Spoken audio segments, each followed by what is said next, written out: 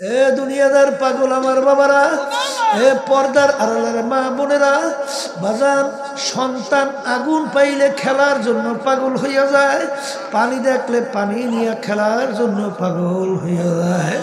কিন্তু বাজান যারা নাকি বুঝদার সন্তান যখন আগুন ধরার জন্য যায়, ওই বুঝদার তাকে থাবা দিয়া ধরে। বাজান ওই লাল দেখে এত সুন্দর দৃশ্য দেখে ধৈর্য না, কারণ এই আগুনে তোমাকে জ্বালাইয়া পড়াইয়া শেষ কইরা ফেলবে।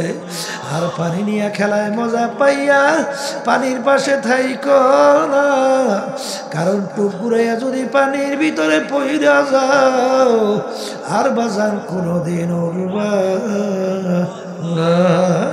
হে দুনিয়াদার পাগল আমার বাবারা, আল্লাহ রাসূল সাল্লাল্লাহু আলাইহি ওয়াসাল্লামের কাছে জিবরাইল আমিন আসছে। সচরাচর এই সময় আল্লাহর হাবিবের কাছে জিবরাইল সাল্লাল্লাহু আলাইহি ওয়াসাল্লাম আসেন না। জিবরাইল সাল্লাল্লাহু আলাইহি ওয়াসাল্লামকে আল্লাহর রাসূল বলেন, হে ভাই জিবরাইল, এরকম সময় তো আপনি সচরাচর আসেন না, আজকে এই সময় আপনি কেন আসলেন? জিবরাইল সাল্লাল্লাহু আলাইহি ওয়াসাল্লাম বলেন, আল্লাহর রাসূল সাল্লাল্লাহু আলাইহি ওয়াসাল্লাম, আল্লাহ রাব্বুল আলামিন আমাকে বেহেশত দেখাইছেন, জাহান্নামও দেখাইছেন। বেহেশতের চতুর্পাশে আমার মালিক দেখাইছেন, জাহান্নামের চতুর্পাশে আমার মালিক দেখাইছেন। আরে বেহেশত এমন ভাবে আমার মালিক সাজাইছে, কেউ কোনোদিন দেখে নাই, কানেও শোনে নাই, কোনোদিন কল্পনা আসে নাই তার চেয়েও সুন্দর। আর জাহান্নামে এমনভাবে তৈরি করছে, এত কষ্ট, এত আযাব, এত বড় কঠিন, কোনোদিন কেউ দেখে নাই, কানেও শোনে নাই, কল্পনায়ও আসে নাই।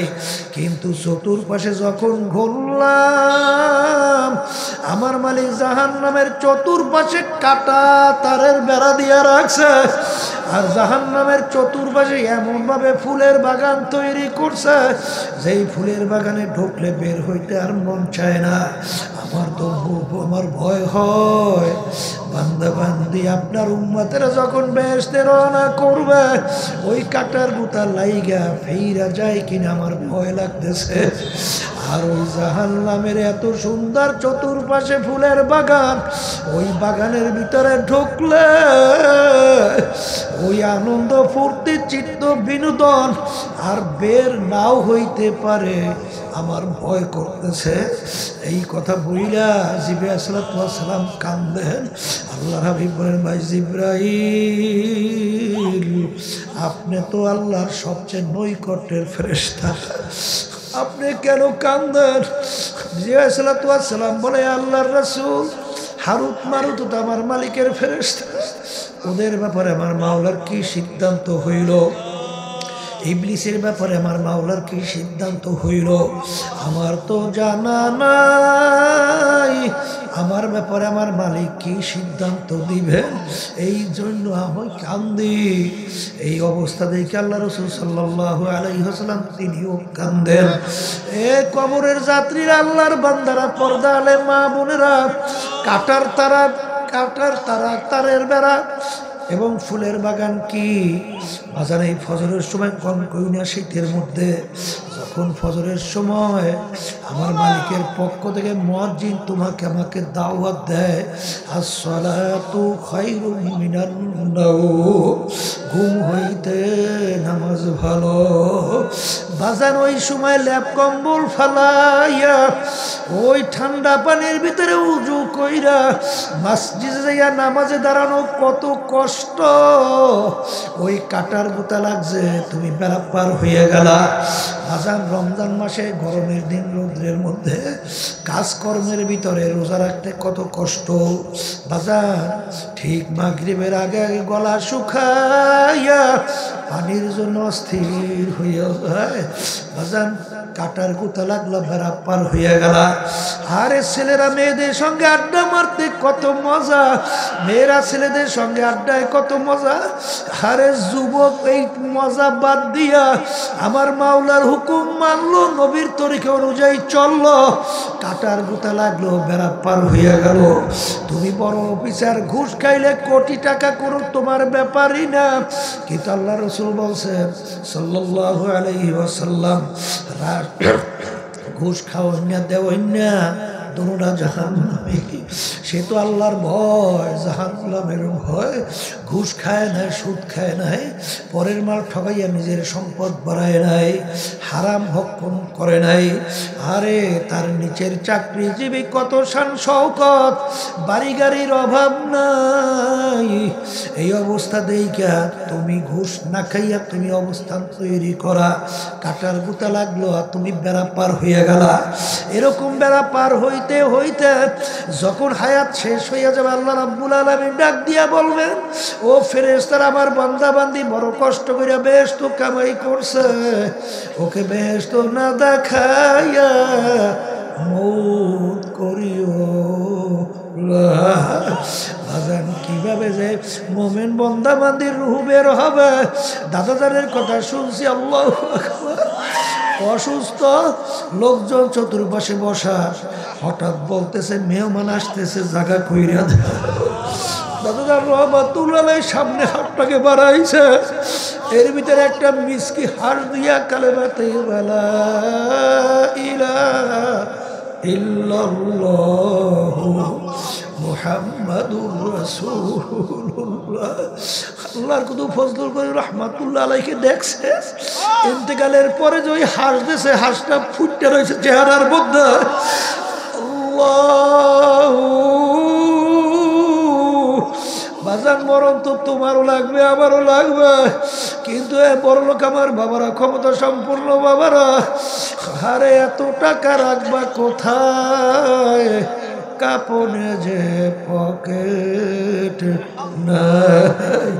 ও মুসাফির বান্দ গাঠুরে, বহু দূরে ঠিকানা, আজ ভি জানা কাল ভি জানা, কবর আখের ঠিকানা। আসাও ফাতারা ইদিন কাশাফাল গুবার, আফরাসুন তাহতার জিলকা আমহিমা। এমন জীবন তুমি করো হে গঠন, মরণে হাসিবে তুমি, কাঁদিবে এক শ্রেণী। বর্তমানে কিন্তু আমার বাজার বের হয়েছে, একটু নামাজ পড়ে আলহামদুলিল্লাহ, রোজা রাখে আলহামদুলিল্লাহ, কোনো দেয় তাসবিহ নিয়ে মাওলা জিকির আজকার আদায় করে, যাকাত দেয়, দান সদকাও কম না, তাহাজ্জুদের নামাজ বাদ নাই, তাসবিহ 24,000 মাওলা দরবারে পাঠায়। কথা ঠিক কিনা? ওদিকে নাহি আনিল মুনকারের ব্যাপারে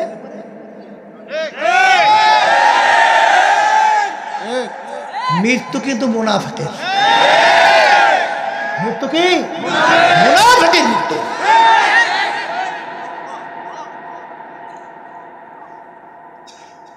আল্লাহর বান্দারা, পর্দা আলে মা বোনেরা, আল্লাহ রাসূল সাল্লাল্লাহু আলাইহি ওয়াসাল্লাম ওদের অন্যায়ের বিরুদ্ধে ন্যায়ের পক্ষে অবস্থান তৈরি করতে যাইয়া আল্লাহর হাবিবের দান দান মোবারক শহীদ হয়ে গেছে। আল্লাহর হাবিবের মাথা মোবারকের ভিতরে হেলমেট ভাঙে ঢুকে পড়ছে। আল্লাহ হাবিব সাল্লাল্লাহু আলাইহি ওয়াসাল্লামের শরীর মোবারক থেকে রক্ত মোবারক বের হইয়া জুতা মোবারক আটকে গেছে। এক পর্যায়ে উহুদের ময়দানে আল্লাহ রাসূল সাল্লাল্লাহু আলাইহি ওয়াসাল্লাম দাঁড়াই থাকার মতো শক্তি নাই, জমির ভিতর ধারাস করে পড়ে গেছে। কাফেররা ঘোষণা করেছে, কুতিলা মুহাম্মদ শয়তানের মাধ্যমে। আল্লাহ রাসূল দুনিয়াতে নাই। সাহাবায়ে কেরাম ধৈর্য আল্লাহ রাসূল সাল্লাল্লাহু আলাইহি ওয়াসাল্লামকে মদিনা শরীফ উহুদের পাশে, আপনারা দেখছেন যে গর্তের মধ্যে আল্লাহ রাসূলকে অসুস্থ অবস্থায় রাখছিলেন, সেই গর্তটা আমি পাশে যাই দাঁড়াই দেখে আসছি। दिन के सूरज डूब रही है हम लोगों की सामने, रोज़े महशर क्या जाब है मुस्तफा की सामने। এই জন্য আমার ভাইদেরকে বলো, পর্দা আলে মা বোনদেরকে বলবো, নফসের সঙ্গে জিহাদ করা আল্লাহ রাসূল সাল্লাল্লাহু আলাইহি ওয়াসাল্লাম বলে এর চেয়ে বড় যুদ্ধ, এর চেয়ে বড় যুদ্ধ। এই জন্য কিতাবের ভিতরে আসছে, মান আরাফা নাফসাহু ফাকাদ আরাফা রাব্বা, যে নিজের নফসের পরিচয় লাভ করতে পারবে সে আল্লাহর পরিচয় লাভ করতে পারবে। আর আপনারা জানেন নফস 3 প্রকার। কয় প্রকার বলেন বলেন বলেন? 1 নম্বর নফসের নাম হলো নফস আম্মারা, দ্বিতীয় নম্বর নফসের নাম হলো নফসে লাওয়ামা, তৃতীয় নম্বর নফসের নাম হলো নফসে মুতমাইন্না। আম্মারা কাকে বলে? কিন্তু সব কোরআন কারীমের ভিতরে কথা আছে, বলতেছি। নফসে আম্মারা বলা হয় সব সময় গুনাহ করতে ভালো লাগে, নেকের কাজ ভালো লাগে না। এইটার নফস কোন নফস বলেন? আপনি নিজেই বুঝবেন আপনার নফসটা কোন নফস, নিজেই বুঝবেন। এই মুজাহাদার মাধ্যমে, জিকির আজকারের মাধ্যমে, এই আল্লাহর খাস বান্দাদের সাথে সম্পর্কের মাধ্যমে এই নফস আম্মারা পরিবর্তন হইয়া এক পর্যায়ে নফসটা নফসে লাওয়ামায় পরিণত হয়ে যায়। লাওয়ামা কাকে বলে? গুনাহ করার সময় চুপ থাকে, বাধা দেয় না। গুনাহ হওয়ার পর ভিতরে আফসোস তৈরি হয়, গুনাহটা করলাম গুনাহটা করলাম কেন, এরকম ঘটনা হয়। এইটা মনে করবে নফসে। আবার মুজাহাদার মাধ্যমে এই নফস পরিবর্তন হইটা এক পর্যায়ে নফসে মুতমাইন্নায় পৌঁছে যায়। কোন নফস? হ্যাঁ, নফসে মুতমাইন্না কাকে বলে? বলেন নেকের কাজ করতে পারে, বলেন গুনার কাজ ছাড়তে পারে, বলেন গুনার কাজ ছাড়তে পারে, নেকের কাজ করতে পারে। আল্লাহ রাব্বুল আলামিন বলছেন ওয়ানাহান নাফসা আনিল হাওয়া ফা ইন্নাল জান্নাতা হিয়াল মাওয়া, যে গুনার থেকে ফিরাইতে পারবে নিজেকে তার জন্য আমি বেহেশত ঘোষণা করছি। এই নফসটা কোন নফস? এটা কোন নাম? মুখ খুলে কোন? আবার কোন? এই আল্লাহর বান্দারা কবরে যাত্রীরা মাহফিল কিসের জন্য? মাহফিল তো একমাত্র আল্লাহর পরিচয় লাভ করি, আল্লাহর হুকুম পাই দিয়ে, আল্লাহ রসুলের তরিকা অনুযায়ী চইলে দুনিয়া থেকে বিদায় নিয়ে আল্লাহ রাব্বুল আলামিন যে বালাখানা তৈরি করছেন, মেহমানখানা, সেই বেহেশতে যাওয়ার জন্যই। কথা ঠিক কিনা? আচ্ছা, আল্লাহ রাব্বুল আলামিন বেহেশতে যাওয়ার জন্য শর্ত লাগাইছে। ইয়া আইয়ুহান নাফসুল মুতমাইন্না ইরজিই ইলা রাব্বিকি রাদিয়াতাম মারদিয়াহ ফাদখুলি ফি ইবাদি ওয়াদখুলি জান্নাতি। হে নফসে মুতমাইন্নার দলের আসো, আমার বান্দা বান্দীদের কাতারের ভিতরে শামিল হও, বেহেশতের ভিতরে ঢোকো। কাদেরকে ডাকবে? মুখ খুলে বলেন ভিতরে ঢুকো। কাদেরকে ডাকবে? নফসে মুতমাইন্নার দলদেরকে। এখন আপনি নিজে দুনিয়ায় থাকা অবস্থায় পরীক্ষা করে দেখেন আপনার নফসটা কোন নফস। আপনার নফসটা কি নফসে আম্মারা, না লাওয়ামা, না নফসে মুতমাইন্না? যদি নফসে মুতমাইন্নায় আপনার নফসকে না পৌঁছাইয়া দুনিয়া থেকে বিদায় নিয়ে কবরে যান, রব্বুল আলামিন যেদিন ডাক দিবেন নফসে মুতমাইন্নার দলের আসো, তখন আল্লাহটাকে সাড়া দিতে পারবে? এখন আসতে কয় পারবেন? পারবেন? তাই যদি না পারেন, নফসে মুতমাইন্নায় নিজের নফসকে পৌঁছাইয়া তারপর দুনিয়া থেকে বিদায় নেওয়া লাগবে না? আসতে কয় লাগবে। এখন নফসে মুতমাইন্নায় পৌঁছাবার জন্য চেষ্টা করা লাগবে না লাগবে না? বলে হুজুর তা কেমন? এই আল্লাহর বান্দারা, এ পর্দালে মা বোনরা যারা শুনতেছে, আল্লাহ রাব্বুল আলামিন ফেরেশতা বানাইছে। ফেরেশতাদের ভিতরে গুনাহ করার কোন আগ্রহ আছে? কারণ আল্লাহ বানাইছে ওদেরকে ওইভাবে, ঠিক না? আল্লাহ রাব্বুল আলামিন পশু বানাইছে, গরু ছাগল বানাইছে। আচ্ছা, পশুর ভিতরে ভালো কাজ করার কোনো তবিয়ত চরিত্র আছে? সব উল্টো ফুলটা না? এই আর মানুষ বানাইছেন আল্লাহ রাব্বুল আলামিন চরিত্র দুইটা। কয়টা? মানুষের ভিতরে আল্লাহ রাব্বুল আলামিন ফেরেশতার চরিত্র দেয় না? ভালো চরিত্র আছে না?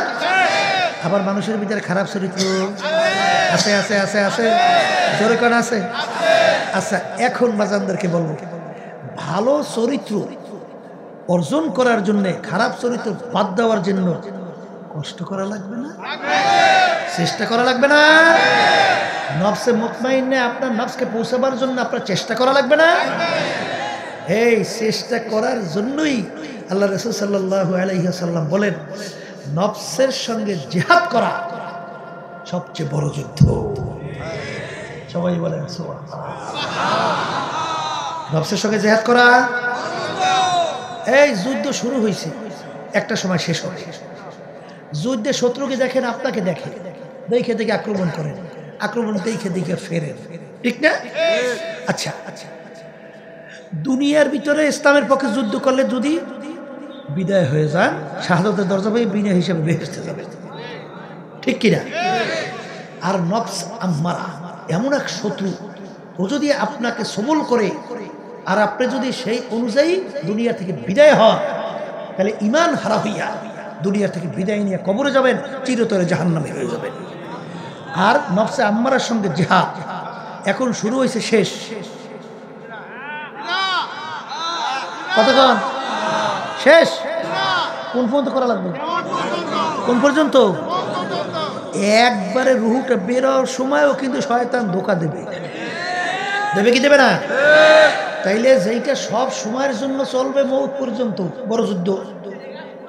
আর নফস আম্মারা, এই যে নফসটা, এটা কি দেখা যায়? এটা গোপনে শত্রুতা করে না? তাই গোপন শত্রু প্রকাশের শত্রু অনেক বড় না?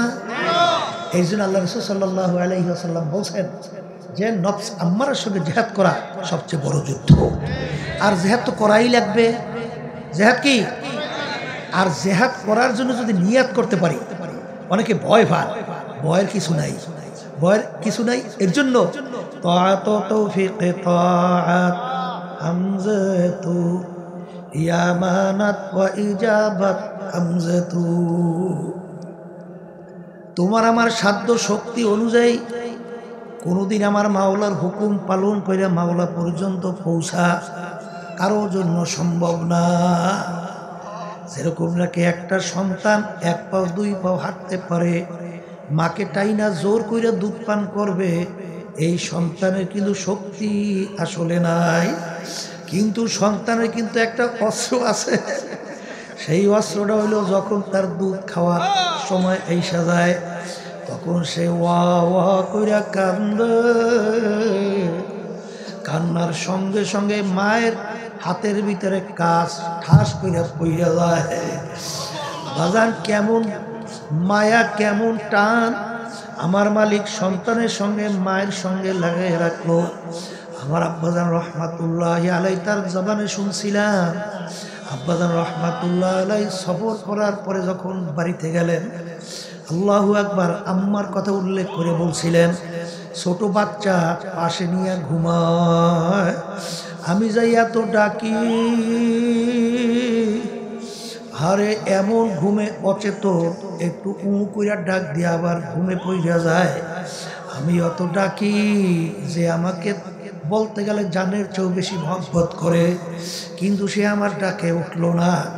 আমি তাকাইয়া তাকাইয়া মালিকের দরবারে বলে, মালিক, ছোট এতটুকু বাচ্চাটা মা পাশে নিয়ে ঘুমায়, এত অচেতন মানুষ, এত বিমূঢ় ঘুমে মানুষ, এই বাচ্চাটাকে তুমি কিভাবে লালন পালন কইরা বড় করো? হে আমার মালিক, চিন্তা করে আব্বাজান বলতেন, আমি পাশে শুইলাম, হঠাৎ দেখি বাচ্চাটা কোন কোন করে ডাক দিয়া উঠছে। শব্দ হয়তো বা 2-4-5 হাত দূরে যেতে পারে। ওই কোন কোন শব্দ শুই না মা লাফ দিয়া উঠা সন্তানকে তৈরা তারপর দুধ পান করায়। তখন আব্বাজান বলবা, আমার দয়ার মাওলা, তুমি কেমন সম্পর্ক তৈরি করলা? আমি এত জোরে জোরে চিল্লাইয়া ডাকলাম, সে আমার ডাকে একবারও সাড়া দিতে পারে নাই। আর ওই ছোট বাচ্চা একটু কুন কুন করে ডাক দিল, কি সম্পর্ক তুমি লাগাইয়া দিছ? শব্দ শোনার সঙ্গে সঙ্গে মা লাফ দিয়ে ওইটা বাচ্চাকে কোলের ভিতরে জায়গা দেয়। হে আল্লাহর বান্দারা, হে পর্দার আড়াল মা বোনেরা, মা সন্তানকে যত মায়া করে বাজার তার সে 100 গুণ, 1000 গুণ, লাখো গুণ, কোটি গুণ বেশি মায়া করে আমার মালিক বান্দা বান্দিকে। আমার মালিক তো সব সময় তোমার আমার দিকে তাকায়। আমার মালিক বলে, বান্দা বান্দিরে, আলাম ইয়ালাম বিআন্নাল্লাহ ইয়ারা, হে বান্দা বান্দি, তুই যেখানেই থাকো আমি তোর দিকে চাইয়া থাকি। বান্দা, তুই কি জানো না আমি তোর দিকে তাকাইয়া আছি?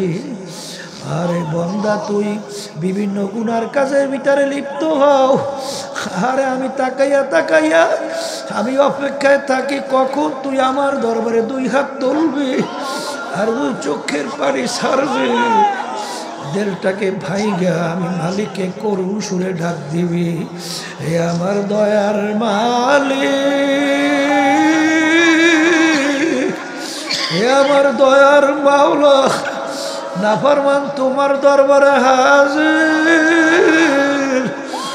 দয়া মায়া করে তুমি তোমার কুদরতি কোলের ভিতরে জায়গা দিয়ে দাও। তুমি ডাক দিতে দেরি, তোর আমি ডাকে সারা দিতে মোটেও দেরি করি না। লা তাখুযুহু সিনাতুন ওয়ালা নাওম। আমার মালিক বলে আমার ঘুমও নাই, আমার ঝিমানিও নাই। বলে আমার কেন ঘুম ঝিমানি নাই? আমার মা আমাকে ঘুমাইতে দেয় না। কারণ তুই রাত্র ৩টার সময় বিপদে পড়বি, গভীর রাত্রে বিপদে পড়বি, পইরা যখন তুই আমাকে ডাক দিবি আমার আল্লাহ,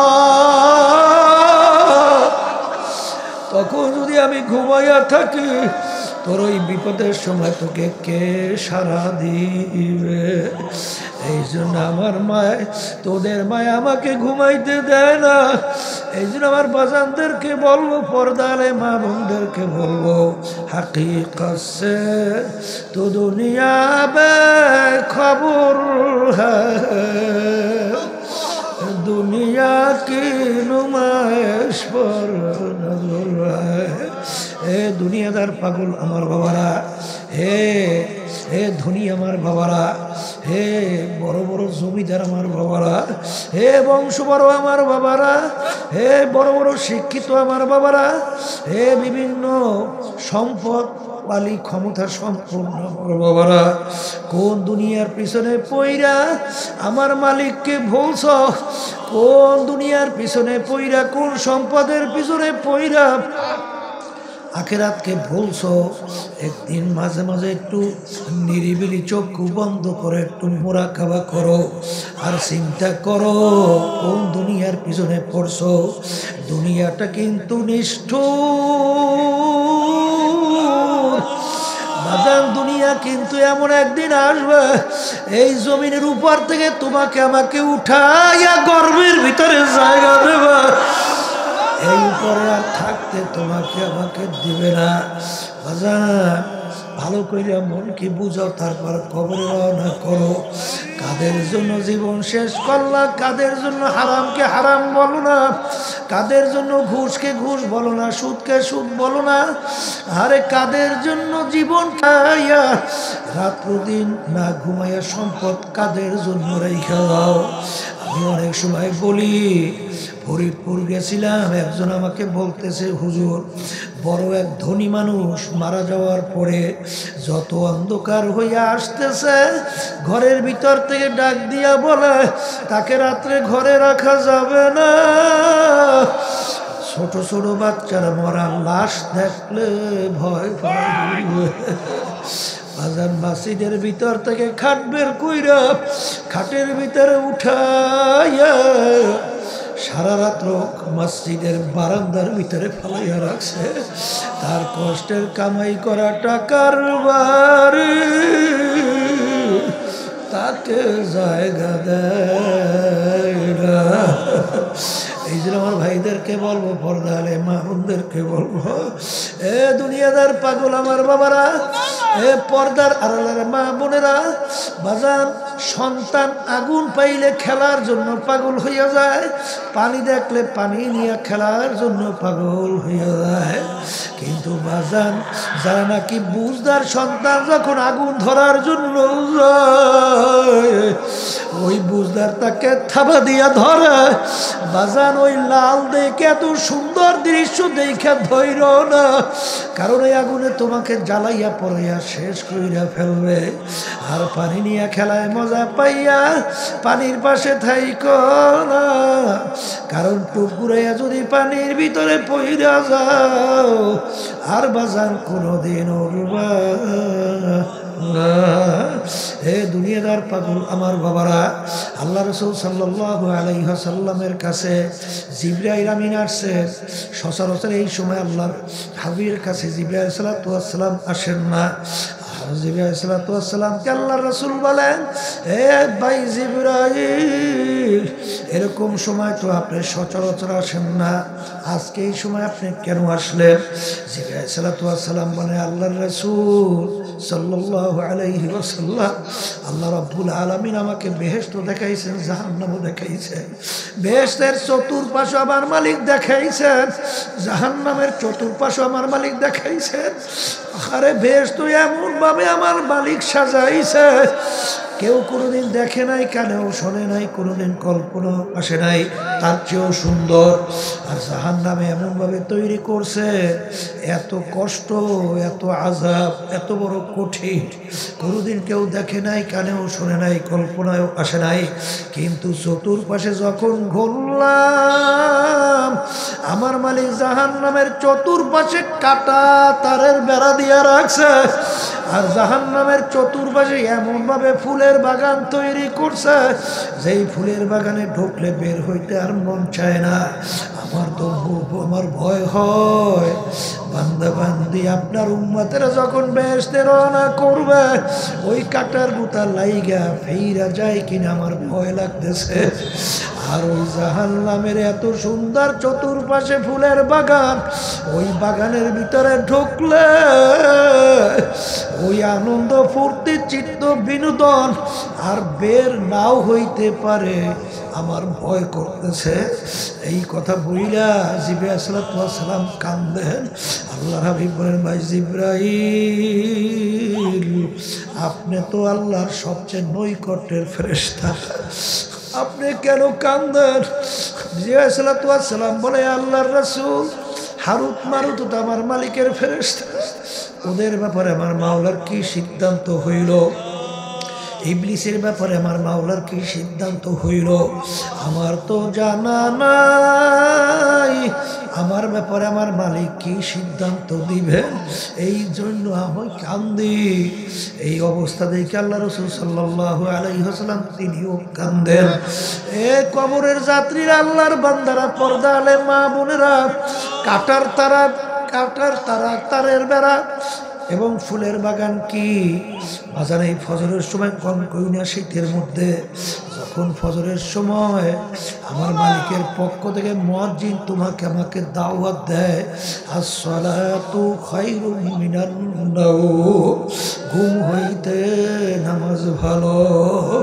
বাজান ওই সময় ল্যাপ কম্বল ফালাইয়া ওই ঠান্ডা পানির ভিতরে উজু কইরা মসজিদে যাইয়া নামাজে দাঁড়ানো কত কষ্ট। ওই কাটার গুতা লাগছে, তুমি বেড়া পার হয়ে গেলা। বাজান রমজান মাসে গরমের দিন রৌদ্রের মধ্যে কাজকর্মের ভিতরে রোজা রাখতে কত কষ্ট। বাজান ঠিক মাগরিবের আগে আগে গলা শুকাইয়া পানির জন্য অস্থির হইয়া যায়। বাজান কাটার গুতা লাগলো, বেড়া পার হইয়া গেলা। আরে ছেলেরা মেয়েদের সঙ্গে আড্ডা মারতে কত মজা, মেয়েরা ছেলেদের সঙ্গে আড্ডায় কত মজা। আরে যুবক এই মজা বাদ দিয়া আমার মাওলার হুকুম মানলো, নবীর তরিকা অনুযায়ী চললো, কাটার গুতা লাগলো, বেড়া পার হইয়া গেল। তুমি বড় অফিসার, ঘুষ খাইলে কোটি টাকা করো তোমার ব্যাপারই না। কিন্তু আল্লাহ রাসূল বলছেন সাল্লাল্লাহু আলাইহি ওয়াসাল্লাম, ঘুষ খাওয়া না দেওয়া না দোনোটা জাহান্নামে। সে তো আল্লাহর ভয়, জাহান্নামের ভয়। ঘুষ খায় নাই, সুদ খায় নাই, পরের মাল ঠকাইয়া নিজের সম্পদ বাড়ায় নাই, হারাম ভক্ষণ করে নাই। আরে তার নিচের চাকরিজীবী কত শান শওকত, বাড়ি গাড়ির অভাব নাই। এই অবস্থা দেইকা তুমি ঘুষ না খাইয়া তুমি অবস্থান তৈরি করা, কাটার গুতা লাগলো আর তুমি বেড়া পার হইয়া গেলা। এরকম বেড়া পার হইতে হইতে যখন হায়াত শেষ হইয়া যাবে, আল্লাহ রাব্বুল আলামিন ডাক দিয়া বলবেন, ও ফেরেশতারা, আমার বান্দা বান্দি বড় কষ্ট করে বেহেশত কামাই করছে, ওকে বেহেশত না দেখাইয়া মৌত করিও। বাজান কিভাবে যে মোমেন বন্দাবান্দির রুহ বের হবে। দাদাদারের কথা শুনছি, আল্লাহু আকবার। অসুস্থ লোকজন চতুর্পাশে বসা, হঠাৎ বলতেছে মেহমান আসতেছে, জায়গা কইরা দেয়। দাদাদার রহমাতুল্লাহ সামনে হাতটাকে বাড়াইছে, এর ভিতরে একটা মিসকি হার দিয়া কালেমাতে লা ইলাহা ইল্লাল্লাহু মুহাম্মাদুর রাসূলুল্লাহ। আল্লাহর কত ফজল করে রহমাতুল্লাহ আলাইকে দেখছে, ইন্তেকালের পরে যে ওই হাঁস দিয়েছে, হাঁসটা ফুটতে রয়েছে চেহারার মধ্যে। আল্লাহু বাজান, মরণ তো তোমারও লাগবে আমারও লাগবে, কিন্তু এ বড় লোক আমার বাবারা, ক্ষমতা সম্পূর্ণ বাবারা, হারে এত টাকা রাখবা কোথায়? কাপনে যে পকেট নাই, ও মুসাফির বান্দ গাঠুরে বহুদূরে ঠিকানা, আজ ভি জানা কাল ভি জানা, কবর আখের ঠিকানা। আসাও ফাতারা ইদিন কাশাফাল গুবারো, আফরাসুন তাহতা রাজলিকা আমহিমা। এমন জীবন তুমি করো হে গঠন, মরণে হাসিবে তুমি, কাঁদিবে ভুবন।